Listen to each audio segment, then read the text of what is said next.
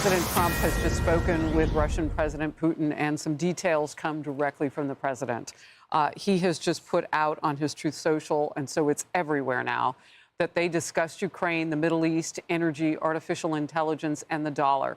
He also revealed the two agreed to visit each other's countries. He said, I had a lengthy and highly productive phone call with President Vladimir Putin of Russia. I just read what he said they talked about. We both reflected on the great history of our nations and the fact that we fought so successfully together in World War II, remembering that Russia lost tens of millions of people, as we likewise lost so many.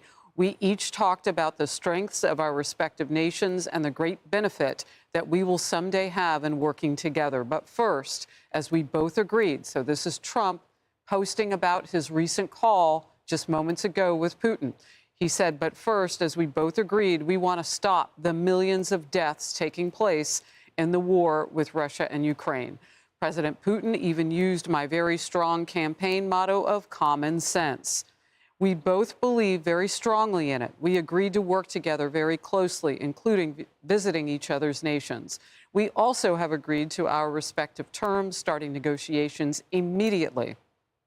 And we will begin by calling President Zelensky of Ukraine to inform him of the conversation, something which I will be doing right now. So this is playing out contemporaneously as we're here live on Outnumbered. I have asked Secretary of State Marco Rubio, Director of CIA John Radcliffe, National Security Advisor Michael Waltz, and Ambassador and Special Envoy Steve Witkoff to lead the negotiations, which I feel strongly about will be successful. Millions of people have died in a war that would have not happened if I were president, but it did happen, so it must end. No more lives should be lost, President Trump writes. I want to thank President Putin for his time and effort with respect to this call and for the release yesterday of Mark Fogel, a wonderful man that I personally greeted last night at the White House. I believe this effort will lead to a successful conclusion, hopefully soon. The President of the United States. Charles. Amazing. Yeah. Absolutely amazing. Hands-on, getting things done. It's hard to put it into words. You know, I actually was getting goosebumps as you read that because of what we've already seen. You know, just in the last few weeks, what we've already seen, including getting Mark Fogel home. And it just makes you feel pretty confident that this conflict will be resolved much sooner than anyone had anticipated. And to President Trump's point, it did not start under his watch and probably would not have started on his watch. You know, it is a promise that we now know on July 13th, the conversations that he was having with Mark Fogel's now 95-year-old mother. Yeah. And he promised her he would bring Mark Fogel home. And he talks about promises made, promises kept, and we think, okay, campaign, that has to do with all of America. But it can be personal, too. You've been there with a front row seat when it gets personal, Kaylee. Yes, and that was a very personal story he shared, and it was very interesting and fascinating to hear. And I think, look, reading that tweet, that Truth Social, as you did, I was just thinking back about foreign policy over the last decade and a half.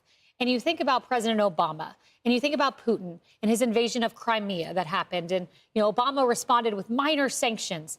Then Trump comes in, and it's stability for 4 years. There's no Russia annexing X, Y, or Z. And then you bring in Biden, and then you get a war in Ukraine. And then Trump, here we are, just over 3 weeks' time. Mark Fogel's released. Then there's this conversation, and you're talking about winding down the war in Ukraine. If President Trump, and look, there's a lot of ifs. We don't know what will happen.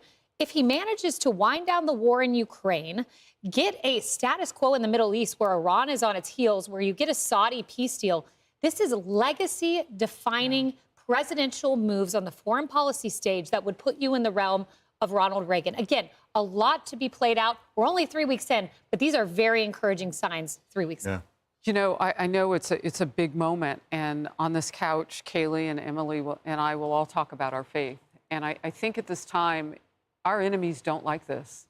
And if you were ever going to pray for a president and the United States of America, now would be a really good time to pray for our protection as a nation and for his. You talk about the speed at which he's moving.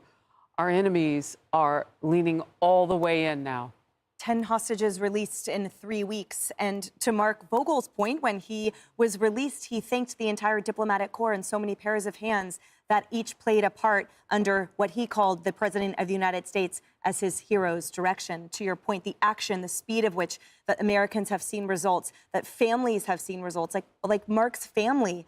There he is right there. I mean, they have been waiting for this, and they received a phone call by the State Department during Biden's administration, letting them know that their beloved son and brother was not part of the hostage release that involved Brittany Griner earlier. And that was a horrible phone call for them to receive. Here we have, again, in that post, too, I note, number one, that President Trump referenced that negotiations will be led by the director of the CIA, by Secretary of State Marco Rubio, NSA Michael Waltz, Ambassador Special Envoy Steve Witkoff. So he says they will manage the negotiations. This is a delegation under his execution, which I think also is a hallmark of this presidency. We talked about he surrounded himself with people who have the same vision and will be in lockstep with putting America's priorities first. And the visit between the two presidents, as promised in this tweet or in this message, I think will be quite phenomenal. Yeah, that's really important, too. Look, just real quickly, on that day, July 13th, last summer, when he had the conversation with Mark Vogel's mom, now 95, I promised to bring your son home. Just 2 or 3 hours within that whole realm was the first assassination attempt. Yes. A presidential candidate who'd been shot in Pennsylvania, Butler, Pennsylvania. He never lost track of that promise he made to her. No, it actually solidified his resolve.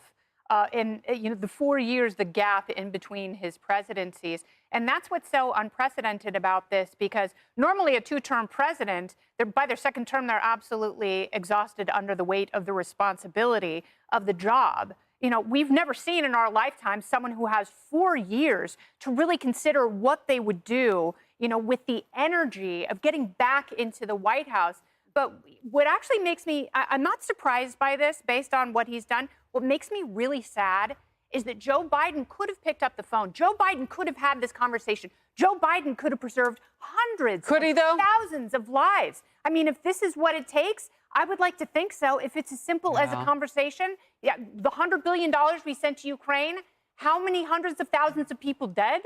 Yeah, I mean, it's a great point. I guess I just asked, could the man who managed to call people garbage on the right side of the aisle in the latter days, who hurt the presidential candidate for sure on the Democratic side, could that man have led to this much?